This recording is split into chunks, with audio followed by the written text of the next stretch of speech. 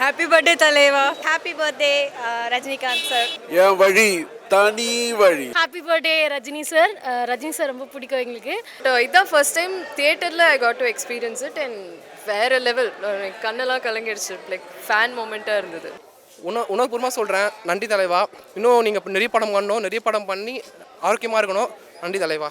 Style இருக்குது, very strong story. This was one of the first times that I think female character was given this much importance. I don't think this movie would run without the character Neelambari. Very happy birthday to you, Rajinikanth sir. I am from Karnataka. I love you so much. And I traveled from Vietnam to watch Padayappa re-release. When I was young, the Padayappa got released and it's good opportunity. Vijay Ajith Rajini சாரோட ஸ்டைலை base பண்ணாத நடிகங்களே இருக்க மாட்டாங்க sir. அவர் base பண்ண எந்த ஒரு நடிகரும் அவர் ஸ்டைலை காட்டி தான் ஆவாங்க, நடிச்சு தான் ஆகணும். எங்கள் அம்மா அந்த சீடியை ஒழிச்சு வச்சாங்க. நான் அதை படம் பார்த்தே தீரணும்னு எங்கே இருக்குன்னு தேடி அந்த பீரோலலாம் அந்த இதில் நம்ம டாக்குமெண்ட்ஸ்லாம் போல் அது அந்த காலத்து பீரோவில் அது உள்ளேருந்து தேடி எடுத்து சீடி எடுத்து நான் பார்த்தே ஆகணும் அப்படின்னு சொல்லி பார்த்த படம் இது. 25 இயர்ஸ் நான் 99 வந்த படம். அப்போவே நிறைய தடவை பார்த்தோம். இப்போ சூப்பராக இருந்தது, ரொம்ப அருமையாக அப்படியே பிரிண்டோட நல்லா இருந்தது.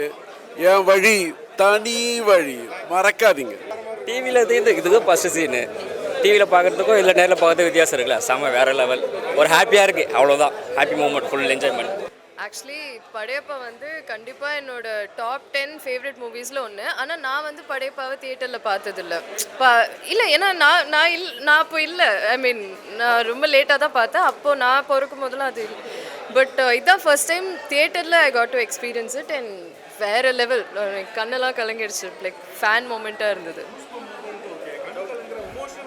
எமோஷன்னா நான் அந்த படத்தை அட்லீஸ்ட் ஒரு மினிமம் ஒரு 20 டைம்ஸாவது பார்த்துருப்பேன். ஸோ எனக்கு அது நான் டிவியில் பார்த்துருப்போம், ஃபோனில் அந்த மாதிரி தானே பார்த்தோம். ஸோ அது தியேட்டரில் எக்ஸ்பீரியன்ஸ் பண்ணுறதுக்கு ஒரு வாய்ப்பு எனக்கு. ஸோ அதனால ஒரு சீனுமே every scene was like comeback. இது அந்த மாதிரி தான். ஸோ மியூசிக் ஆஃப்கோர்ஸ் பிரிச்சுட்டார். எனக்கு எல்லா டயலாக்ஸ் எல்லா பாட்டு எல்லாமே மனப்பாடமாக தெரியும். Like by heart. அப்படியே ப்ளீஸ் அந்த மாதிரிலாம் இல்லை வேறு. எனக்கு I mean I'm just saying, எனக்கு அந்தளவுக்கு மனப்பாடமாக தெரியும். ஸோ தியேட்டரில் அது பார்க்கும்போது இன்னும் பிரம்மாண்டமாக பெருசாக இருந்தது. ஸோ தலைவரோட ஃபேன். நான் சின்ன வயசுலேருந்து நான் அப்போது 98 பிறந்தேன். இப்போ 1.5 வயசு தான். நான் வீட்டில் யார் வீட்டிலாம் போய் படம் பார்ப்பேன். ஆனால் இப்போ தேட்டரில் பார்க்கும்போது அதோட ஃபீல் வேறு மாதிரி இருந்துச்சு. அதோட ப்ரெசன்டேஷனு, ஆடியோ, ரஹ்மான் சார், அப்புறம் வைரமுத்து வரிகள், அப்புறம் அதில் நடிச்சிருக்க சார் ரஜினி சார் ரொம்ப நல்லா நடிச்சிருக்காரு. ரொம்ப நல்லா இருந்துச்சு. நான் ரொம்ப ஹாப்பியாக என்ஜாய் பண்ணேன் தேட்டரில். நான் தான் ஃபஸ்ட்டு ரோவில் இருக்கேன். செம்மையாக என்ஜாய் பண்ணேன். அப்புறம் சிவாஜி சார் சொல்ல போனால் அவரோட நடிப்பு ரொம்ப இந்த பழைய படம் தான் இருக்கும்ல, ரொம்ப அழகாக இருந்துச்சு. ரொம்பவே பார்க்க அழகாக இருந்துச்சு. அப்புறம் நீலாம்பரி கேரக்டர்லாம் ரொம்ப ஒரு பெண் இப்படி தான் இருக்கணும்னு சொல்லிட்டு கேரக்டரு.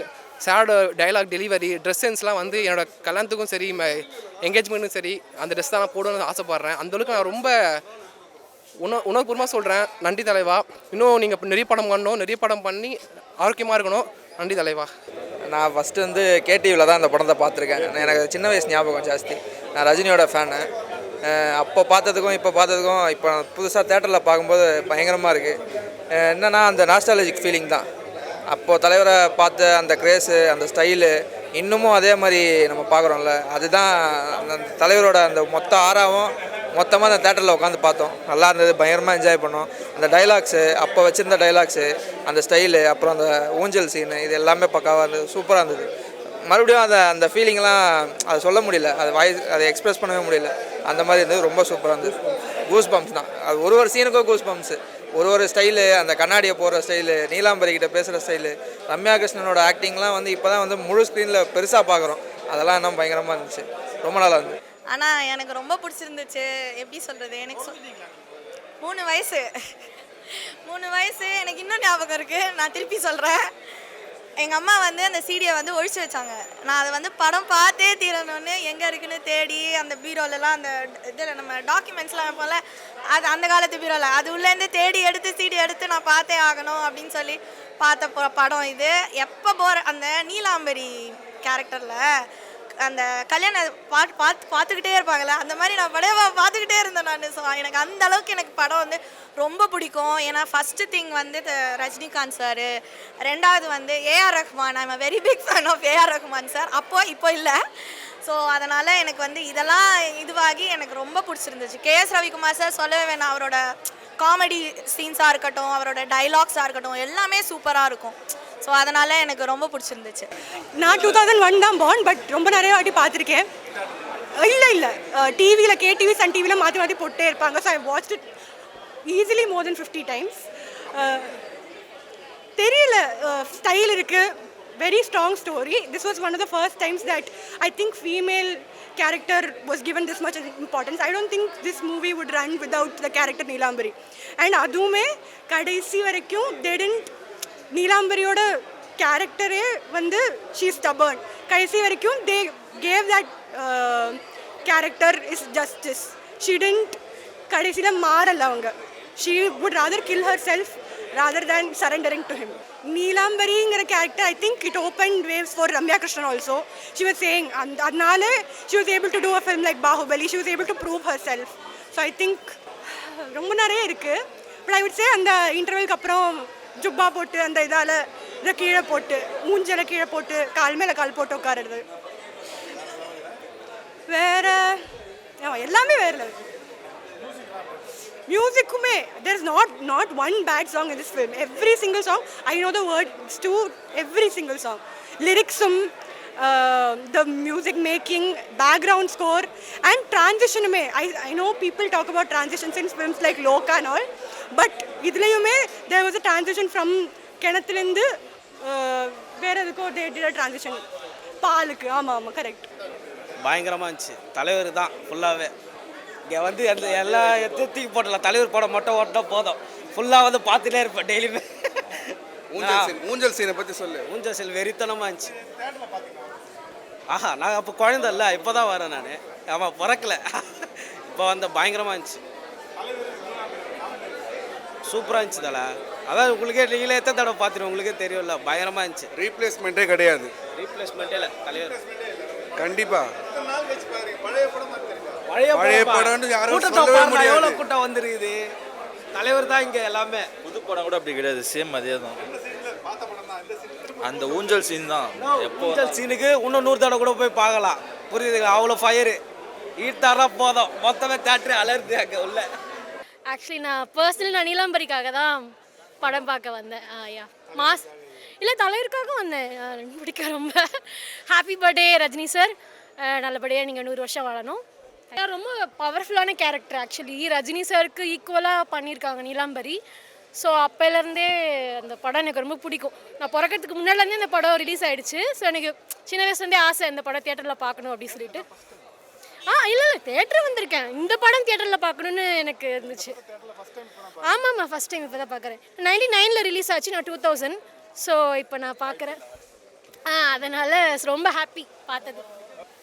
எந்த சீன்னா முக்கியமாக இந்த ஊஞ்சல் சீன் தான். அந்த இல்லை அந்த சீன் ரொம்ப முக்கியமாக அந்த ஊஞ்சலை இது பண்ணுற சீனு ரொம்ப நல்லா இருந்துச்சு.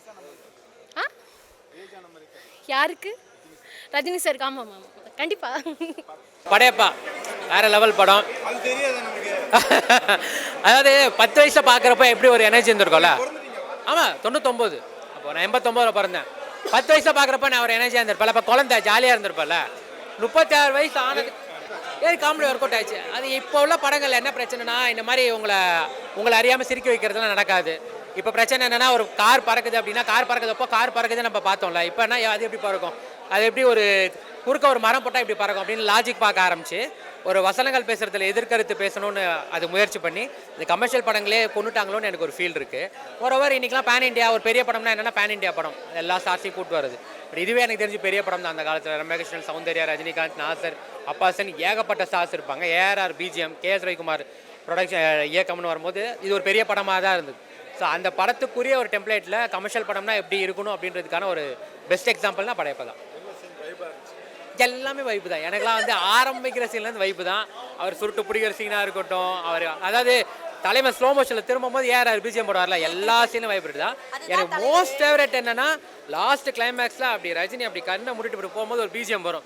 அதாவது அவ்வளோ நிசப்தத்தில் அந்த பாட்டு அப்படி இருக்கும். எனக்கு அது எப்போவுமே அந்த படம் பார்த்தேன்னா அது முடிச்சு அது எடுக்கிறப்போ அந்த பாட்டோட வைப்பு திருப்பி ஸ்டார்ட் ஆகும். ஸோ அந்த மாதிரி சின்ன சின்ன விஷயம் கூட பார்த்து பண்ணியிருப்பாங்க. எனக்கு இந்த மோஸ்ட் ஃபேவரட் என்ன சொல்லப்போனால் அந்த டைமில் வந்து வில்லன்கள் ஆட்சி புரிஞ்சுட்டு இருந்தது. ஆண்கள்னா வில்லன்னா ஆண் தான் அப்படின்னு அதை உடச்சி ஒரு பொண்ணால் ஒரு இவ்வளோ தூரத்துக்கு ஒரு வில்லி பண்ண முடியும், அதுவும் ரஜினிக்கு நிகராக பண்ண முடியும்னு காட்டினதெல்லாம் தான் இன்னி வரைக்கும் அந்த நீலாம்பரிக்கு நிகர் யாரும் இல்லைன்ற மாதிரி தானே இருக்குது. ஸோ அந்த மாதிரி ஒரு வைப் கொடுத்து படம். ஸோ எப்போவுமே எல்லா சீனுமே எனக்கு ஃபேவரட் தான். ரீலீஸ் பயங்கரமாக சார். ரீலீஸ் தலைவர் படத்துலேயே இது ரொம்ப ரீலீஸ் நல்லா பண்ணியிருக்காங்க. அதாவது என்ன சொல்கிறதுனா 25 வருஷம் ஆன மாதிரி உண்டான ஃபீலிங்கே இல்லைங்க. ஏன்னா ஒரு ரஜினி சார் படம் புது படம் எப்படி ரிலீஸ் ஆகணுமோ அந்த மாதிரி ஒரு சேம் அப்படியே இருக்குது. மெயின் 25 வருஷத்துக்கு முன்னாடி பார்க்கும்போது நம்ம கொஞ்சம் ரொம்ப சின்ன வயசு. அந்த படம் பார்த்த ஃபீலிங்கை விட 4K விஷயம் பார்க்கும்போது இப்போ நம்மளுக்கு ரொம்பவே நல்லா இருக்குது. படம் ரொம்ப நல்லா பண்ணியிருக்காங்க. மெயின் வந்து கிளைமேக்ஸ் சீன் ஃபைட் இருக்குது பாருங்கள், பாடியை காட்டுற சீன் பாருங்கள், அந்த தேட்டரில் அதம் பறக்குது.